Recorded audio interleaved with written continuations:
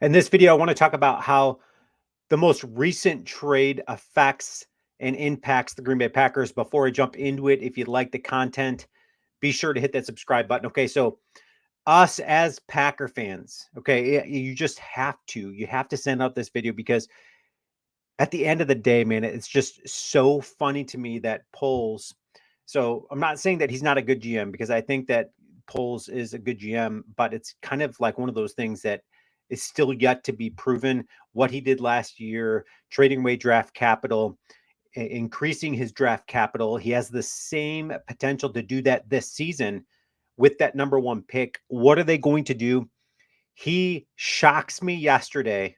He shocks everybody yesterday when they trade Justin Fields to the Pittsburgh Steelers for a 6th round pick. Okay. You might as well have just given him away. And it's so humorous to me because I know a lot of Bears fans out there.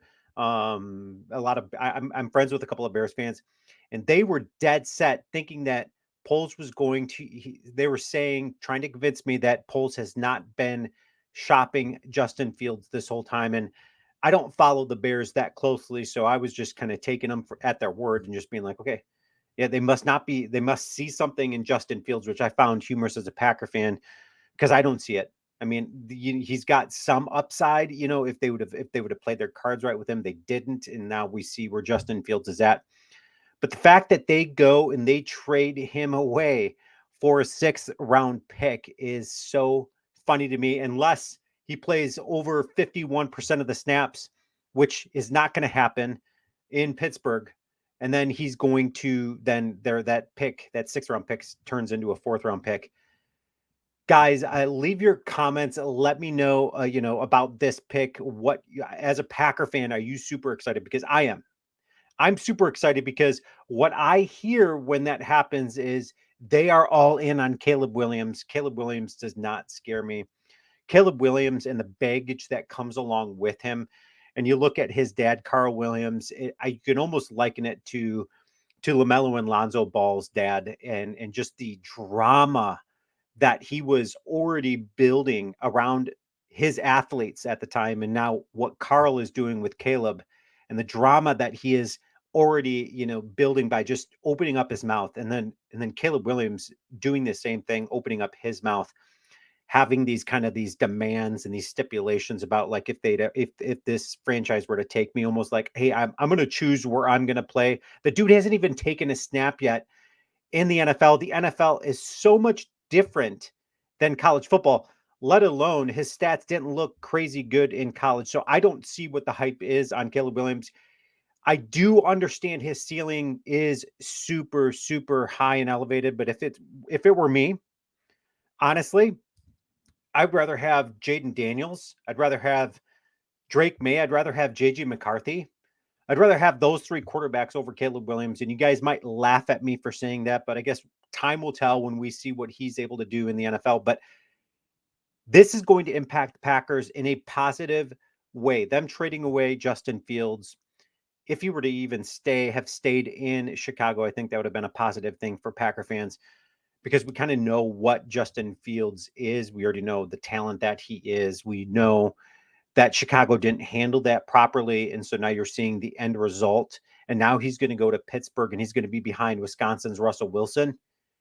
Good luck trying to start over that guy because I'm actually shocked at the way that the Denver Broncos handled that situation.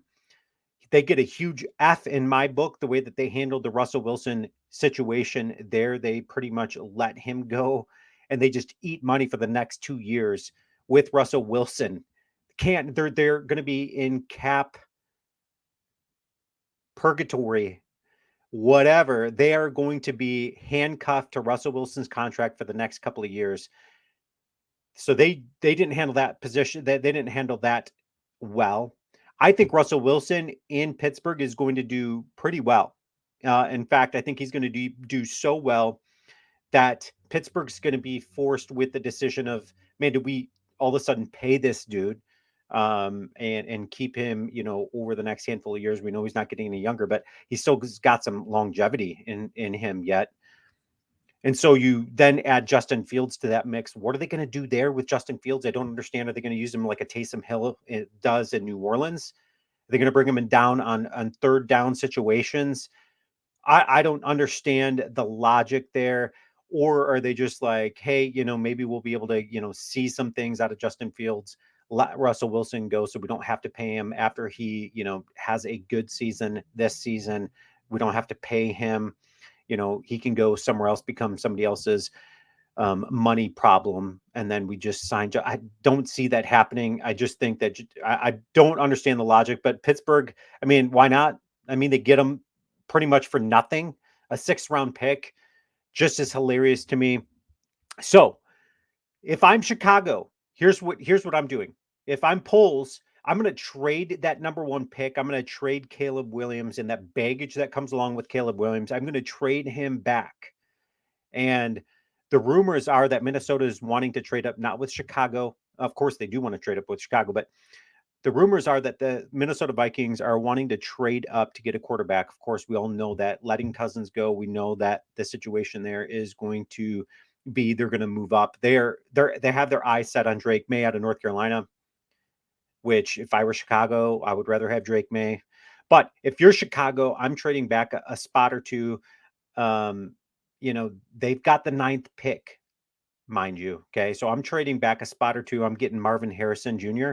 Can you imagine Marvin Harrison Jr. and then you get a JJ McCarthy, a guy that is the most NFL ready of any of the quarterbacks out there, I feel, in McCarthy. Uh, and you guys leave your comments. Let me know what you think about that. But I think McCarthy is the most NFL ready. And if I were a Packer fan, which I am, I would hate the worst thing that the Bears could do if I'm a Packer fan is they trade that number one pick back. They get like a McCarthy type of player, and then they draft Marvin Harrison Jr. So then they not only sign DeAndre Swift, Keenan Allen, and then you pair that with DJ Moore, and then say Marvin Harrison Jr. and then Cole Kmet. Yeah, that's going to be a tough task for any defense out there to cover Keenan Allen, DJ Moore, Marvin Harrison Jr. Good luck. Okay. That is scary to me if I'm a Packer fan to hear that news. If I'm in the NFC North, I'm a Detroit Lion fan to hear that news. I don't think that the Bears, after seeing what Poles did with Justin Fields by just giving him away, I don't have any confidence that they are going to do what I just said, which would be the most brilliant, intelligent thing that they could do. I think they're going to find a way to screw this up. They are going to draft Caleb Williams. They're going to be all in on him. And then they're just going to throw him out there into the wolves. And then you're going to have another Justin Fields type situation on your hands. I am ecstatic as a Packer fan. If that's what they do, I'm over the moon happy. But this potentially could be a bad thing for the NFC North if the Chicago Bears handles this situation like they should, and they trade back a couple of spots to get your Drake May or even Jaden Daniels for that matter, JJ McCarthy, or Jaden Daniels is going to be gone. But if they were to take a McCarthy's going to be available at their ninth pick, or even if they choose to get a pick prior to that and then get Marvin Harrison Jr. Leave your comments. Let me know what you guys think. Go Pack, go.